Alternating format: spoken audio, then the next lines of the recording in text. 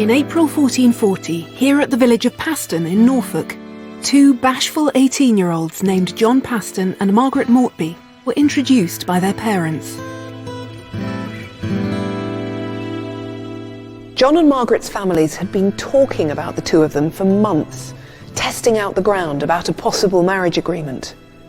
Now, finally, after all the discussion about property and money, they were meeting for the first time. This was the moment when one medieval marriage was about to be made. All the practical arrangements were in place, and the hope was that love might follow. If John and Margaret did become husband and wife, they knew the all-important blessing of the Church would mean they could have sex without sin, without the fear of eternal damnation. They say the past is another country. They do things differently there. But just how differently did the medieval world approach life's great rites of passage? Birth, marriage, and death. The way we handle these fundamental moments of transition in our lives reveals a lot about how we think and what we believe in. For the people of the Middle Ages, this life mattered, but the next one mattered more. Heaven and hell were real places, and the teachings of the Catholic Church shaped thoughts and beliefs across the whole of Western Europe. But by the end of the Middle Ages, the Church would find itself in the grip of momentous change. And the rituals of birth, marriage, and death would never be quite the same again.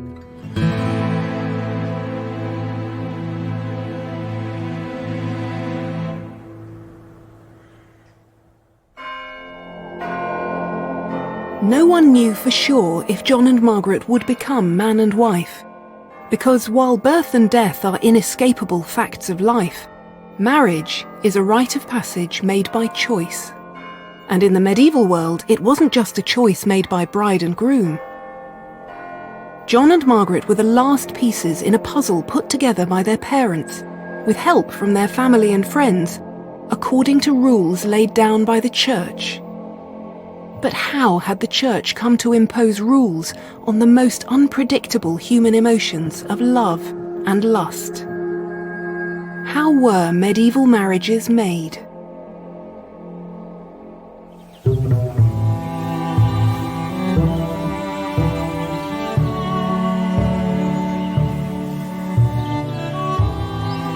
The reason we know about John and Margaret's meeting at all is that John was the son and heir of the Paston family. They came from Paston village, and by the mid-15th century they had estates across northeastern Norfolk, as well as a fine townhouse in Norwich. The Pastons were wealthy, and they lived in one of the richest and most cosmopolitan parts of the country. Norwich was late medieval England's second city. But they weren't aristocrats. They were as ordinary or extraordinary as any other well-to-do family. But what makes them unique, and why we know so much about them, is that we still have their letters. It's a remarkable stroke of luck that we have them, because almost no private letters survive from this period. Most of the Paston letters have ended up here in the British Library, and they form the earliest great collection of private correspondence in the English language.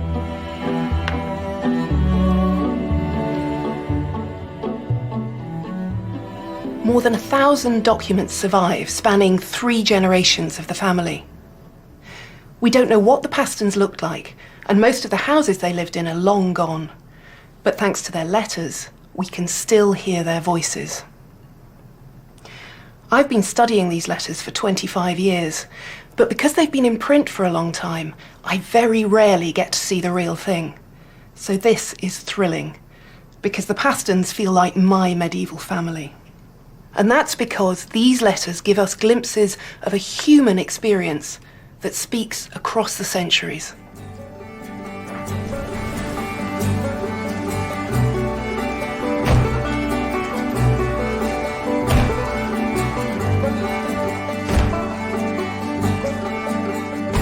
The Paston family had risen rapidly through the ranks of Norfolk society. In just a single generation, they'd gone from being peasants to gentry. Nouveau riche, we might call them. They had to battle to keep their place in the world, so finding a bride of good social standing to marry John, their eldest son and heir, was crucial to the Paston family's future. Unlike John, Margaret Mortby came from a well-established gentry family. And better still, she was the heir to her dead father's rich estates. So their potential marriage was an important arrangement that suited both families. But would it become a love match?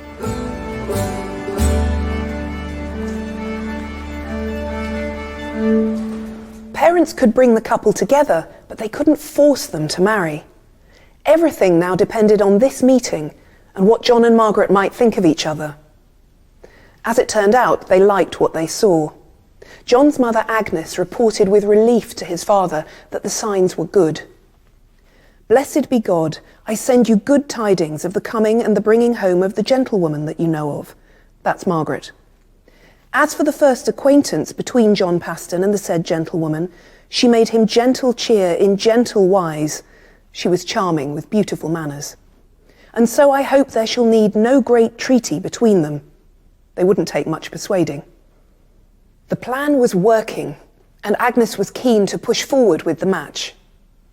Later in the letter, she urges her husband to buy their son's new fiancée a gown. She suggests a goodly blue, or else a bright sanguine, red. Why would they be buying a dress? It seems likely that this prospective mother-in-law was hoping for a wedding sooner rather than later. And within 6 months, John and Margaret did become husband and wife.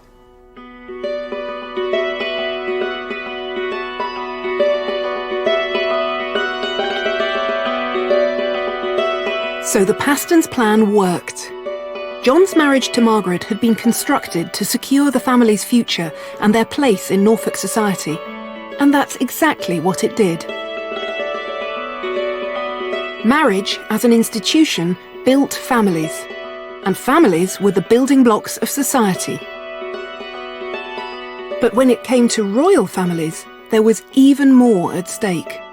Not just the building of a society, but the future of a whole country. Royal marriages weren't about personal happiness or economic survival. They were about the future of a kingdom, so they were arranged by diplomats. Husband and wife might be no more than pawns in the great game of international politics, and they were manipulated from the tenderest age.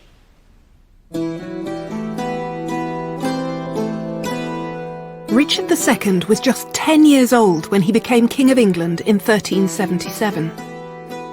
He was only a child, but his new crown made him the most eligible bachelor in Europe, and his councillors lost no time in starting the search for a politically useful royal wife. Within months, the offers began to arrive. The daughters of the King of France, the King of Navarre, and the King of Scotland were all suggested as potential brides. Another possibility was the daughter of the Duke of Milan, and 2 envoys, one of them the poet Geoffrey Chaucer, were sent to Italy to negotiate.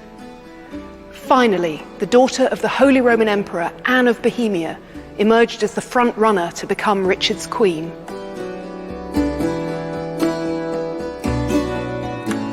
It took months of painstaking negotiations, but the marriage treaty was finally ratified in the autumn of 1381, 5 years after he came to the throne.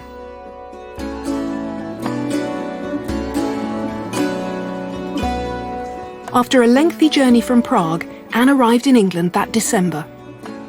On the 18th of January, she was welcomed with elaborate ceremony into the city of London. 2 days after that, she was married in Westminster Abbey to Richard, the king she'd only just met. Bride and groom, partners in this new political alliance, were both 15 years old. As it turned out, Richard became a devoted husband. So much so that when Anne died at the Palace of Sheen at the age of just 28, he was frantic with grief and ordered that the building in which she'd taken her last breath should be utterly destroyed. He commissioned this beautiful tomb here at Westminster Abbey, in which they would be laid to rest side by side. The effigies have been damaged over the centuries, but when they were first made, Richard and his Queen were holding hands.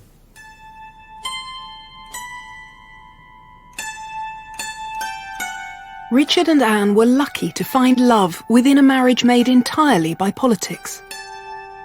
But people who didn't live in palaces didn't have to worry about international diplomacy.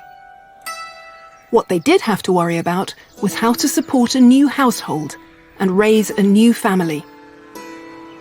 So they were just as interested in what each party could bring to the marriage. Judith Bennett is an expert in medieval village life, like this one, Brigstock in Northamptonshire. And her research into manorial records gives us a rare glimpse into the relationships of its 14th century inhabitants. How did the nitty-gritty get sorted out? Are there individual examples from Brigstock that you know of? Brigstock has one terrific example.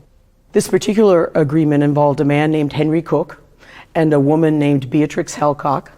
And however they came together as a couple, once a marriage was going to be agreed between them, what happened is that their parents clearly negotiated and agreed on what contributions each would make to the marriage. In Henry Cook's case, his mother, who was a widow, gave him the tenement that she had held with her husband. That was a substantial tenement, about 12 to 15 acres with a house and a farmyard and rights to common pasture. In Beatrix's case, her father gave the new couple a cow. He gave them clothing worth 13 shillings 4 pence. The cow was worth 10 shillings.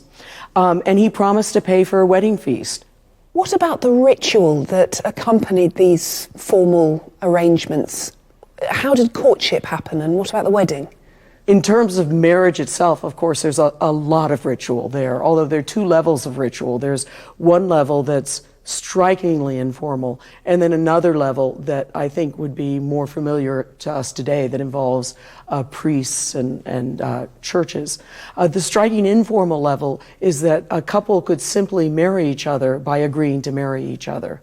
And there is ritual there. The couple clasped their right hands together, so if I were marrying you, we would clasp our hands together, and then we would exchange vows. So if I said, I take you to be my husband, and you said to me, I take you to be my wife, I'll cast you as a man, that would make us married. No witnesses needed, nothing needed at all. And in fact, we know from the court cases that ensue from these sorts of marriages that vows are taken in pubs, out on the road, in hedgerows, under trees, sometimes in bed, that they happen all over the place.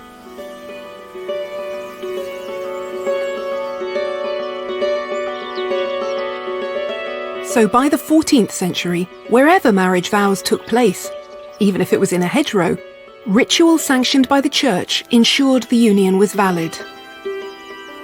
And that's because marriage wasn't only about how society organised itself, it was also about how society replicated itself. Producing children involved sex, and the potential for sex to be sinful meant that the church saw the need to impose rules on the relationships within which it happened. But the church hadn't always had that control. Back in 1066, England had faced a terrifying political crisis. The king, Edward the Confessor, had died, and the man who claimed to be his heir, Harold, was challenged by an invader from northern France. And the name by which the people of England knew Harold's rival? William the Bastard.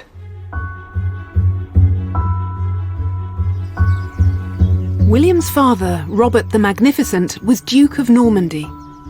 But his mother, Erleva, was a woman from the town of Falaise, possibly the daughter of a tanner. And what's certain is that the couple weren't married.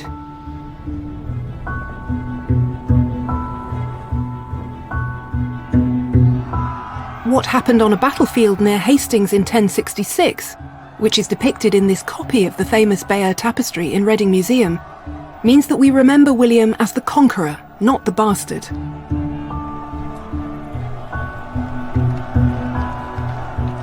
But the circumstances of his birth do shed light on the process by which the medieval church eventually succeeded in imposing its own view of marriage on its congregations.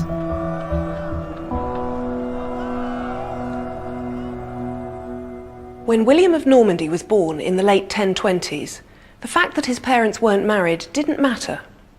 What mattered was that his father recognised him as his son, and that the Norman lords recognised him as heir to the duchy. So William was able to inherit Normandy and go on to become King of England, despite his illegitimate birth. But just 70 years after the dramatic events of 1066, when William the Conqueror's grandchild was about to inherit the English throne, something very significant had changed.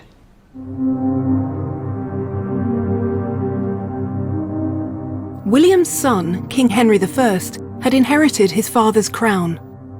But when he died in 1135, he had only one legitimate child, a daughter called Matilda.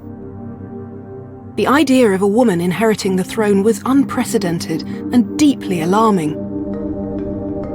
But even though Henry had over 20 illegitimate children, no one suggested that one of his bastard sons should become king, as his father William had done. So, less than a century after William the Bastard had become King of England, the Church's rules about what made a legitimate marriage now determined who could and couldn't inherit the crown. This change had taken place because in the 12th century, the Church was swept by a powerful movement of reform, which clarified its doctrines and tightened its grip on the moral order of Christian society. The behaviour of every Christian in this life would be judged in the next. Marriage was a rite of passage that might influence whether your final destination was heaven or hell, so it was essential for the Church to define exactly how it worked. David Davray is an expert in the ecclesiastical marriage laws of medieval England. So how was marriage caught up in the process of reform? Marriage came to be regarded as one of the sacraments at a moment in which people were just beginning to define what the sacraments were. It was the moment in which, out of a whole series of rituals, the Church was saying which of these rituals are really special. They picked out 7, and marriage was one of the 7. As marriage began to be affected by the reforms of the 12th century, what did that mean in terms of the Church's teaching about what marriage was? Well, you have to think about where they're coming from. And where they're coming from is an idea which, again, has deep, deep roots, that the marriage of man and woman symbolizes the marriage of Christ and the Church. And they thought that just as the marriage of Christ and the Church is unbreakable, so too should a marriage of man and woman. What made a marriage valid in the first place? The Church had an interest in defining what that was. Yes, and the first part of the answer is that it's just the consent of the man and woman, and it has to be free consent. Over the centuries, I think couples realized the power this gave them. They only had to get away for half an hour in front of a witness, and they could get married. Think Romeo and Juliet. Romeo and Juliet is representing the medieval marriage law, and they didn't actually need a friar to marry them. To prove that they were married afterwards, they would need a witness. But that's all they would need. And to be validly married, they didn't even need a witness. A valid marriage made simply by 2 individuals consenting to it would be very difficult to police. Yes, and the Church hated this. If you got married to, your first boyfriend in a pub with a couple of your friends there as witnesses, and then later on decided that he was a loser and that you wanted to marry, somebody serious and much more interesting, and you got married in Canterbury Cathedral, and then he took you to court, and he could produce the friends who were with you in the pub when you got married, then your marriage in Canterbury Cathedral was deemed invalid. And this was a situation really out of control. So Church doctrine taught that the sacrament of marriage was made simply by the consent of a man and a woman making vows to one another. But if the presence of a priest wasn't necessary for this sacrament to take place, the Church would have to work hard to make sure people followed its rules. In the early 13th century, church statutes were issued across England from the cathedral here at Salisbury that instructed priests and their parishioners on the correct way in which to exchange vows of consent. They said, for example, that marriages are to be celebrated with honour and reverence, not with laughter and ribaldry, not in taverns with public drinking and eating together, nor should anyone bind women's hands with a noose made of reed or any other material, so as to fornicate with them more freely. In other words, don't get married in the pub, and don't get married just to get someone into bed. But instructions like this were as far as the church could go to corral people into proper matrimonial behaviour, without changing the fundamental theological principle that consent made marriage.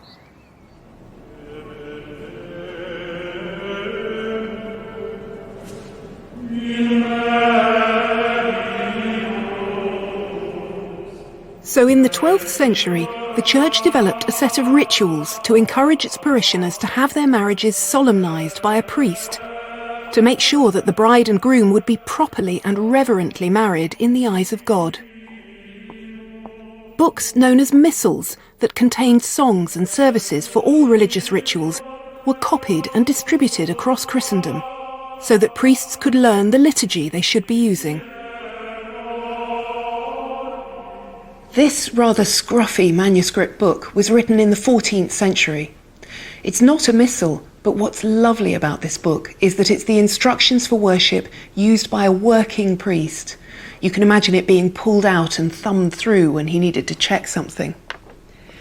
Because it's working notes, it's not easy to read, but here's the section on the marriage service. The Ordo ad facienda sponsalia, the order for making marriage. It goes over 2 pages, and it includes snatches of the music, this is an Alleluia, that the priest was required to sing. So what did a church wedding look like? It was a far cry from the informality of a couple simply exchanging vows in a tavern, and it would leave no one in any doubt that the newly married couple and their married life together belonged to God. I've come to meet John Harper, a specialist in medieval liturgy, who's going to talk me through the ceremony. If I were planning my medieval wedding, could I pick any day of the year I wanted? No, there was about a third of the year and all the holy days when you couldn't get married. And what has to happen before we can get to the actual ceremony itself? Is there planning involved? Absolutely. ahead? Well, a bit like today still, if you get married in church, you've got to have the banns called.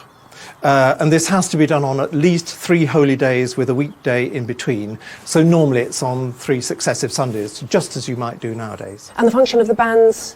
Well, it's to make sure there are no secret marriages. And just in the same way, when you arrive here, as you would in a church wedding now, the priest standing in front of us there would ask if there's any reason why we shouldn't get married, or if anybody else knows any reason why we shouldn't get married. And that might mean that we were too closely related, or one of us was already married, or... Yeah, or perhaps somebody too young, I don't know. So we've got to the church porch, it's the right time of year, and the Yes. banns have been called 3 times and no one's objected. Yes. What happens now? Well, the priest is going to meet us, and he proceeds to ask me whether I will take you to be my wife, and you will be asked whether you will take me to be your husband. Does this mean that the marriage, the actual marriage, is taking place here in the porch? That's right, because then I would put some gold or silver on his book and the ring would be blessed. And then I say, and this the priest would have made me do in Latin, in the name of the Father and the Son. And he goes, so it's in nomine Patris, et Filii, et Spiritus Sancti. And with the Amen, I place it on your... On my fourth finger. And it is on your right hand. Same finger that we're used to, but the other hand. The other hand, as many people on the continent still do. So at this stage, we're now man and wife. That's right. And what happens now? Well, having been blessed by the priest, then he's going to take us into church, and he's going to recite this lovely psalm with 2 very relevant verses. Thy wife like the vine, and thy children like the olive branches round about thy table. And now we're going to be taken to the altar step. and prayers would be said over us. And when that's over, the priest is going to take us on the third part of the journey, which is actually into the Most Holy of Holies. And here we are, right close to the altar. And as the canon starts, then we're told to kneel prostrate. And at this point, we're covered with a veil. It says 4 people hold a veil over us. So we're hidden. It's a bit like when a monk or a nun professes and they lie flat before the altar and are covered and arise as a new person married to Christ. So this is a sacramental moment. It's the end of our single lives and the beginning of our married life together. That's right. And after the Lord's Prayer, he gives the peace. And then he would come and kiss me as the bridegroom, and then I would kiss you as the bride. But it's not the end. He hasn't seen the last of us. We may go off to a party, but he's going to join us at the bedside. To the bedroom? Yes, because he's got to bless the bed and bless us in bed. So that's the final stage of the consummation of the marriage.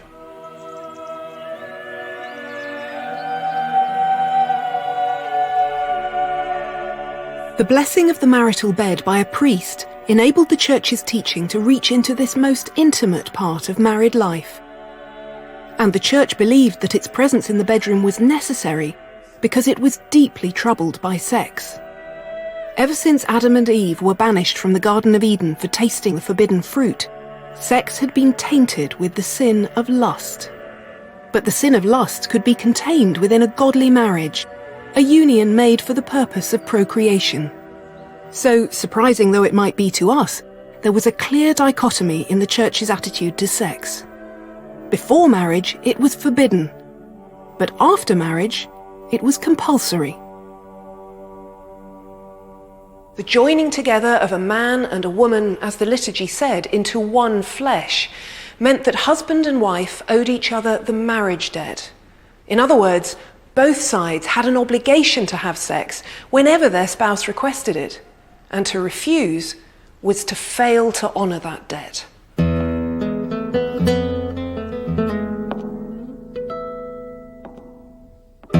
The Church believed that only a consummated marriage perfectly represented the marriage of Christ and the Church. So the practice of putting a couple to bed after their wedding ceremony ensured that the union was complete and the marriage unquestionably valid.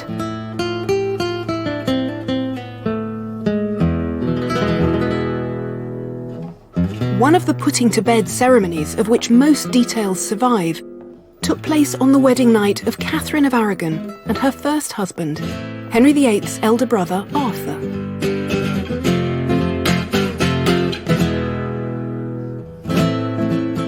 In 1501, at the age of 15, Catherine arrived in England from her homeland of Spain to marry Arthur, the heir to the English throne.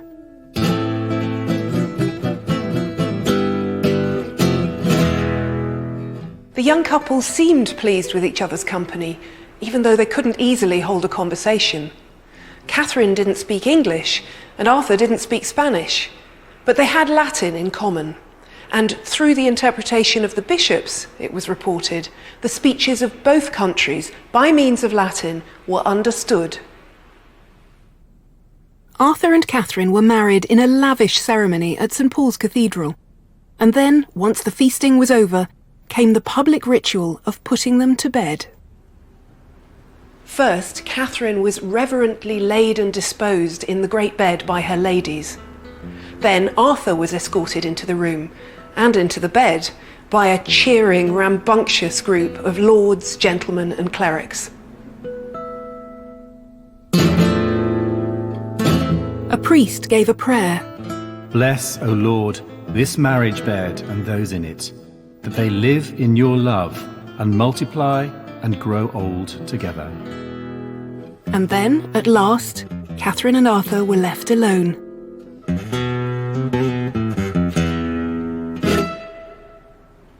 What happened next, or didn't happen, would become the subject of a dispute between Catherine and Arthur's brother Henry that would end in the Church of England splitting from the Church of Rome.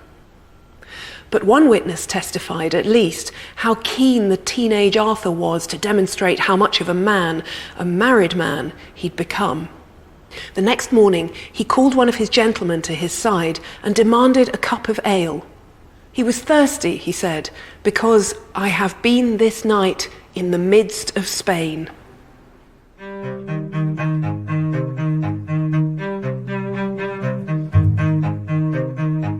The medieval church made it clear that sex was only acceptable if it happened within marriage. But of course, real life didn't conform to the orderly principles of the church. When it came to sex, people in medieval England were as complex as we are today. And in response, the church had explicit teachings and punishments for those who sought sex outside marriage.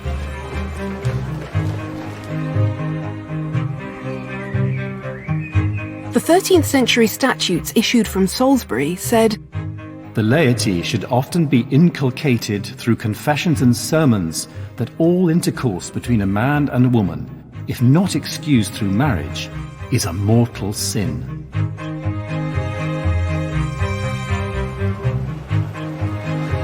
These were not empty words.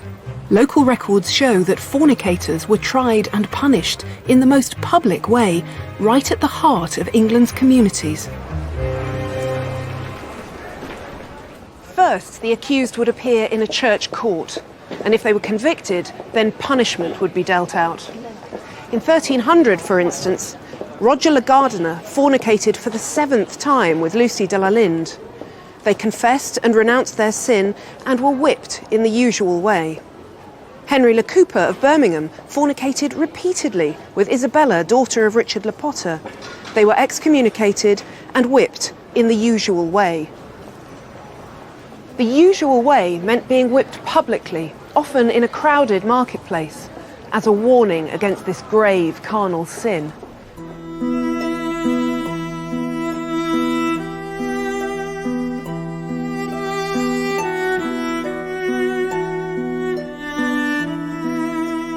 But despite all of the church's efforts to control sex and relationships, its rules couldn't contain the messy reality of love and lust. And thanks to the Paston Letters, we know all about one brave couple who used the church's own teachings to defy family pressure and a bishop's disapproval.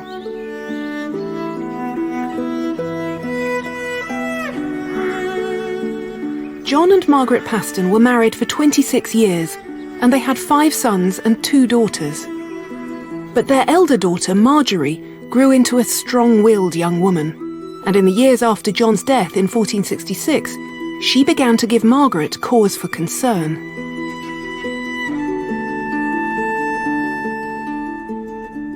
Margaret and John had done things the right way round. They'd married a suitable partner and found that love would grow afterwards. But as Margaret was about to find out, her daughter Marjorie had different ideas. By 1469, Marjorie was 20 and living with her widowed mother until a good match could be found for her. Or so Margaret thought. Also living in the Paston household was their bailiff, a man named Richard Cal. Richard was in his 30s and had known Marjorie since she was a child. But as she grew into a young woman, the two of them found themselves falling deeply in love.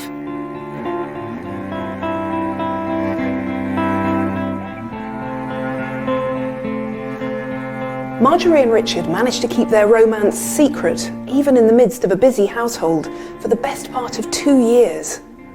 But in the spring of 1469, Margaret discovered what was going on, and she was horrified. The problem wasn't the age gap, and Richard was clearly a good man, but he was the son of a shopkeeper.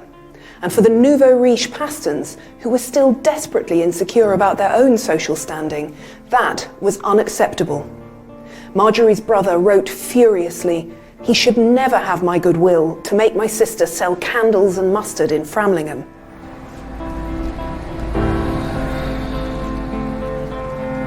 Richard was banished to London, and Marjorie kept under watch in her mother's house.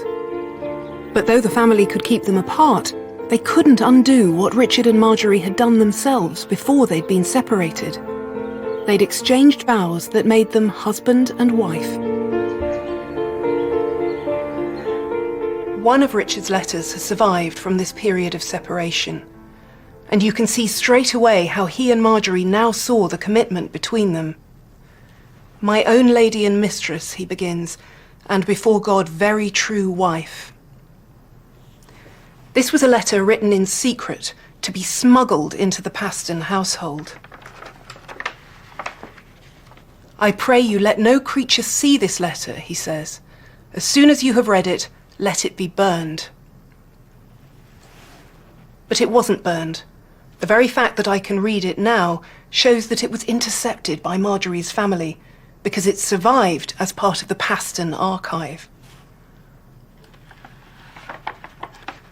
It's spine-tingling to read, not just because it's so gracefully written, but because this is a man of complete integrity in an agonizing situation. He's faced with the ruin of his career because of the family's opposition to the match, but the thing he finds hardest to bear is separation from the woman he loves. "We that ought of very right to be most together are most asunder. Meseemeth it is 1,000 years ago since that I spoke with you." We don't have any of Marjorie's letters, but she made her feelings equally plain.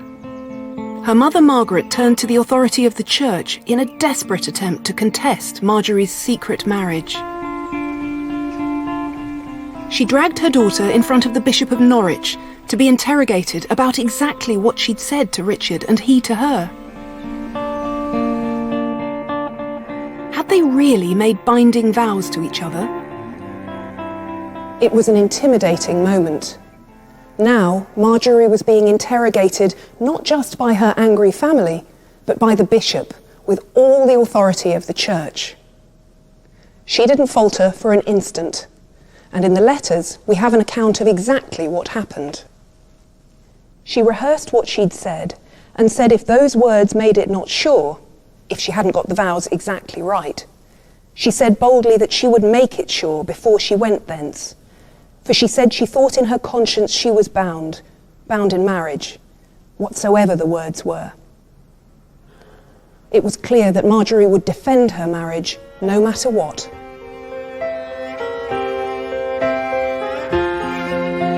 And what Marjorie knew was that by the church's own law, consent made a marriage, however much her appalled mother protested. Margaret had no choice. If Marjorie and Richard both insisted the vows had been made, there was nothing she or the Bishop of Norwich could do. Margaret never forgave her daughter for her disobedience and the damage she'd done to the family name. But for Marjorie, a drop in status was a small price to pay to be with the man she loved.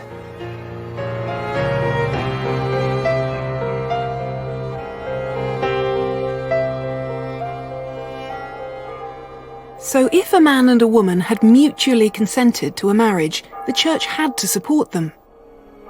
But what happened if a couple changed their minds about the vows they'd exchanged? The church's position was clear. If the marriage between a man and a woman represented the sacred union of Christ and the church, it had to be everlasting. So while it was easy for people to get into marriage, the church made sure it was impossible to get out of. Marriage vows were taken, after all, till death us depart.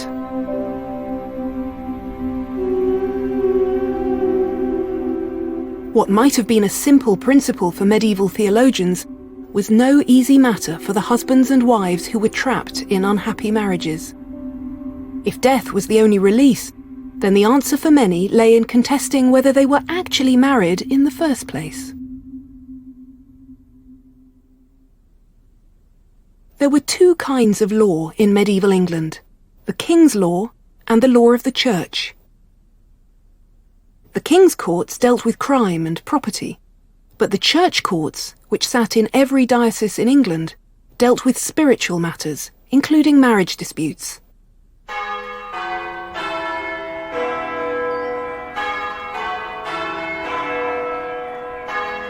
The highest church court for the north of England sat at York, and one of the richest archives of medieval church court records can be found at the university's Borthwick Institute. Mulberry Hall area as well. A huge proportion of this archive is concerned with marriage litigation, and Brona Kane has studied the cases in detail. How many cases altogether survive in this archive here in York, and how many of them are marriage cases? We're talking about a level of about a third of all cases that come before the ecclesiastical courts relate to all the cases? marriage. Yeah, for the 14th and 15th century, yes. So out of about 600 marriage cases are making up just over 200 of these, so quite a proportion. And what kind of issues about the making of marriages were being brought to the courts? Well, sex and procreation were absolutely central. That was the purpose of marriage at this point. And you see it coming up in lots of different types of cases, but primarily in suits that attempted to test whether or not the husband was able to perform in the bedroom.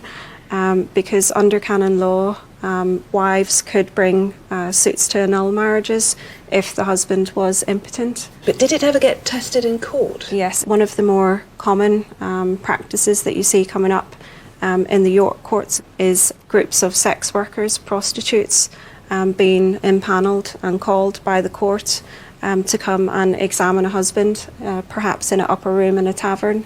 And physically test him, you know, sort of palpate his member. So they are technical experts called in. Technical expert, exactly. And that aspect of expertise was central to it. You know, these were supposed to be women who were sort of experts in conjugal matters. And they would then report back to the courts, give official testimony on whether he had indeed been able to perform. Exactly, and the testimony is very graphic. We see people using the courts in a variety of ways. Perhaps 6 or 7 out of 10 relate to whether a valid marriage actually occurred in the first place. This case, it's one of the most fascinating suits, marriage suits for this period. And it's also huge. Yeah, it runs at over 60 documents. So it's one of the longest marriage cases that we have. And without counting, you can see the size of the pile there. So this is the case of Agnes Huntington. It's a really interesting case because we only really find out about Agnes's would-be first husband through this suit that is effectively a dispute between Agnes and her, as she claims, her second husband.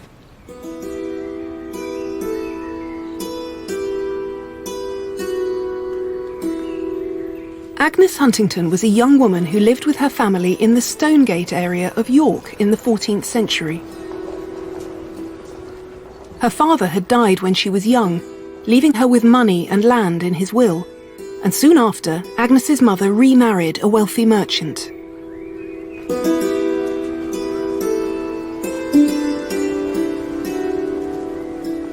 Agnes had started a relationship with the son of one of her neighbours, a young man named John Bristol. The chaos that ensued shows the reality of what the church was up against, thanks to its own law that consent made a marriage. By the beginning of 1339, the romance between Agnes and John had swept both of them off their feet. But Agnes's mother and stepfather didn't approve. The family lived in the shadow of York Minster, the seat of the Archbishop of Northern England. And now, instead of helping to arrange a wedding, Agnes's parents called in the church authorities to find out what the young couple had been up to.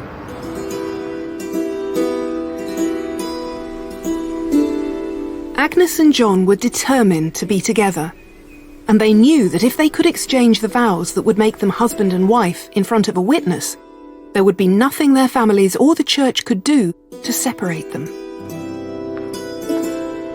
The witness they had in mind was Margaret Foxholes, a servant in Agnes's mother's household. And the young lovers tried to trick her into being in the wrong place at the wrong time.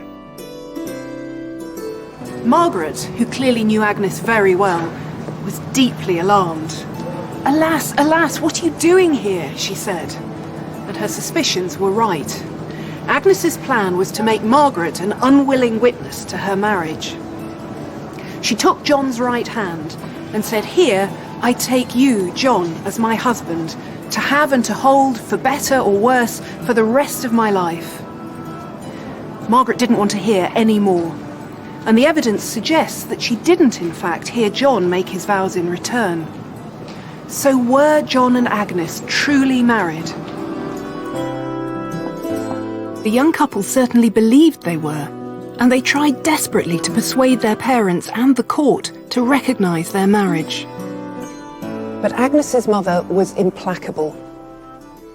She said her daughter would find herself on the receiving end of a mother's curse if she carried on claiming she was married to John. And when a clerk of the court did a little too well at finding evidence in favour of the marriage, Agnes's mother said she'd have his legs broken. Agnes was headstrong, but her mother was stronger. In the end, it was Agnes who backed down. And if she and John were no longer telling the same story about the vows they'd taken, the marriage couldn't stand.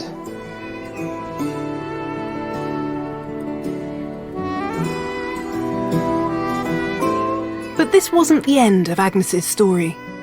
Whether she was browbeaten by her mother, or whether she simply had a change of heart, within a year Agnes had married another neighbour. And this relationship brought her to court for a second time. So this is the story of Agnes Huntington's marital career. But the man who seems to be mentioned here is Simon, son of Roger de Monkton. Who's he? Yes, Simon de Monkton is the second man that she, at least publicly, tries to marry. And initially, everything is going quite well for the two of them. They have a child, and then at some point in 1345, 1344, he begins to behave quite violently towards her. He tries to get her to sell some family lands that she's inherited. She refuses, and he beats her incredibly badly. One of her witnesses says that blood was running from her nose and her ears, so you get a sense of, how badly he must have treated her at that point. And it's interesting because his witnesses don't deny that level of violence. They simply excuse it and downplay it, saying, well, she may have been adulterous with another man, or she was speaking to him in an insolent tone. And deserved that correction. Exactly, yes. And correction is, and chastisement is the way that it's couched in terms of how it's described. So in trying to get away from Simon, she was claiming she'd always been married to John. Exactly, and that's the second argument that she puts forward. The first one is he's incredibly violent, abusive, but also my marriage to him in the first place isn't valid because some years beforehand she married this other man, John de Bristol. Although at the time she'd agreed to give him up under pressure from her family. Exactly. It's a very sad story. It is indeed, yeah. Do we know what happened in the end? Unfortunately, we don't. As with many other cases in the church courts for this period, the sentence doesn't survive. So were there any grounds on which a medieval marriage could be ended? Under church law, it was only possible to get out of a marriage by disproving its validity. In that case, the church court could grant an annulment, meaning that the marriage had never existed. But unsurprisingly, the grounds on which the church would do this were extremely limited. You had to prove that you were already married, you'd been forced into marriage, you were insane at the point of marriage, you were too closely related to your spouse, or that consummation hadn't happened. But what if there was no questioning the validity of your marriage? Was there really no way out? The court records show that the people of the Middle Ages, just like us, did their best to escape unhappy marriages, despite the limitations imposed by the Church.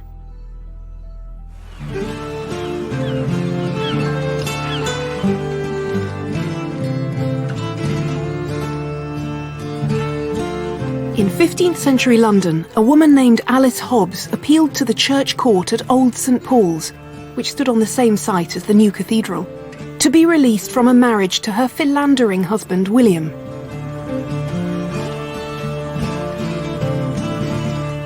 And this time, we do know the result. Alice and William Hobbs were married for 20 years, and they had 5 children together. But the only reason we know anything about this particular medieval marriage is that by 1476, when they came to the court that sat here at St. Paul's, their relationship had reached breaking point.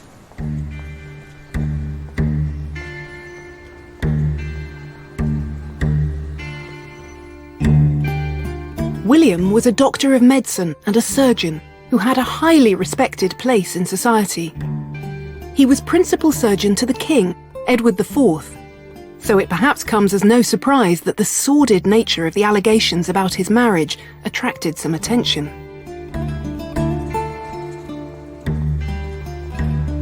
Alice was suing him for divorce on the grounds of adultery, and there were plenty of witnesses to support her case.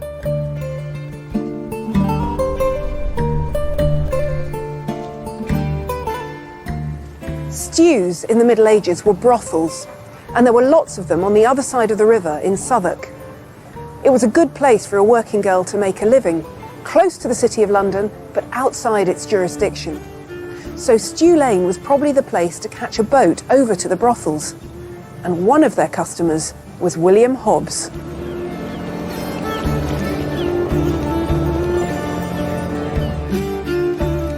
How do we know that? Because one fellow surgeon at the Hobbs divorce case testified that when they'd been together on Edward IV's military campaign in France, he had seen William visiting prostitutes. And clearly, he didn't keep his sexual activities to trips abroad. 2 more surgeons testified that they'd been called to a brothel in Southwark to treat someone who'd been injured in a fight. While they worked, they happened to glance through a hole in the wall and spotted their colleague William lying naked on a bed in the arms of a young prostitute. Alice knew nothing of all this until at Christmas 1475, her neighbours finally told her what he'd been up to.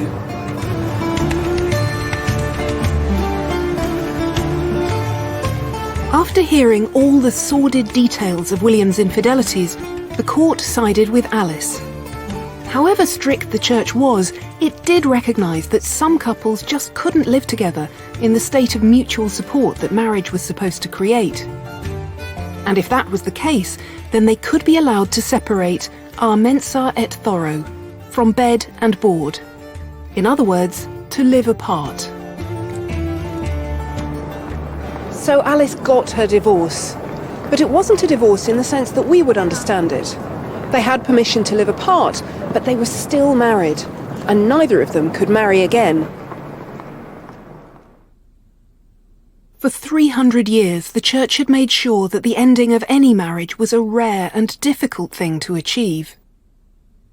But in the 16th century, the church was about to meet its match.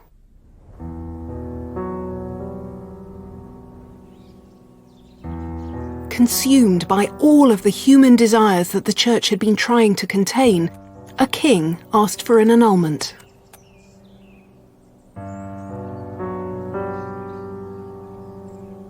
In fact, this particular matrimonial dispute proved to be so complex that it would change both church and state in England forever, because that king was Henry VIII.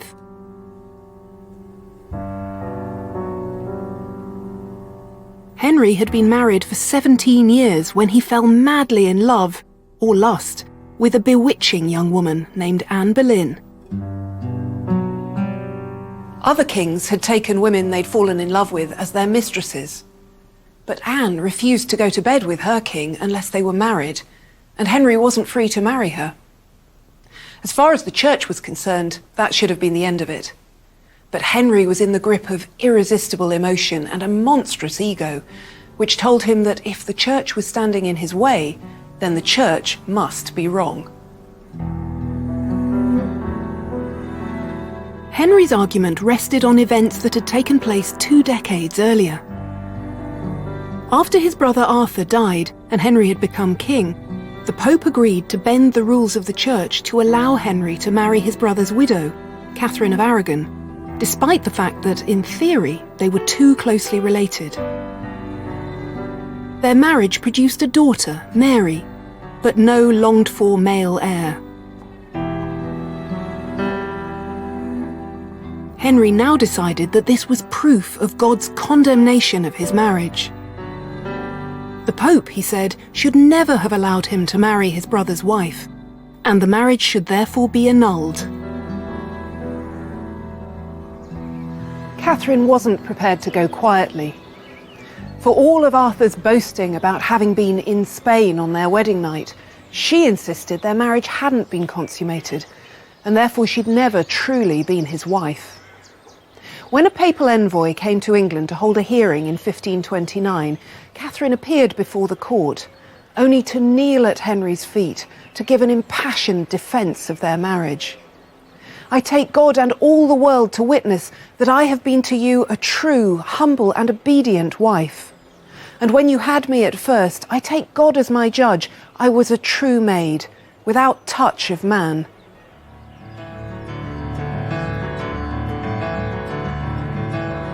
The Church was used to bending the rules for kings. That's what it had done, after all, when Henry married Catherine.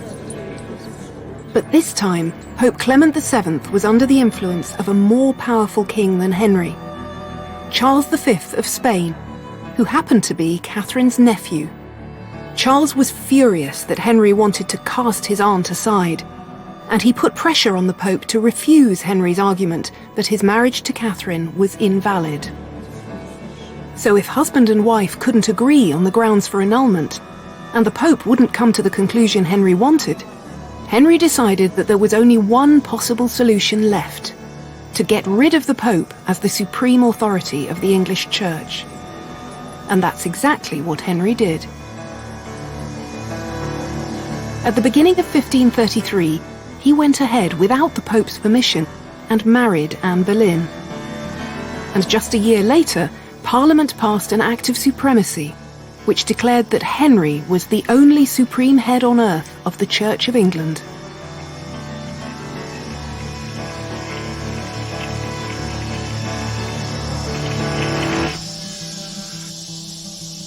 Because the Church of Rome had worked so hard to claim marriage for itself, the only way around its rules for a king in a fix was to reject its authority altogether. The ending of Henry's medieval marriage would end up changing the religion of his people forever.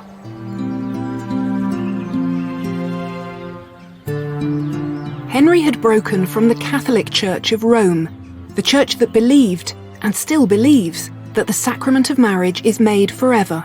It would take centuries more for divorce to become possible for the ordinary people of England. But the door had at least been unlocked. And the Reformation had huge consequences for the last great rite of passage: death. So next time, between the hope of heaven and the fear of hell, how did death shape life for the people of the Middle Ages? On Thursday, the Tudor penchant for turning castles into impressive palaces on BBC4 in Britain's Fortified History at 8 and again at 2 a.m.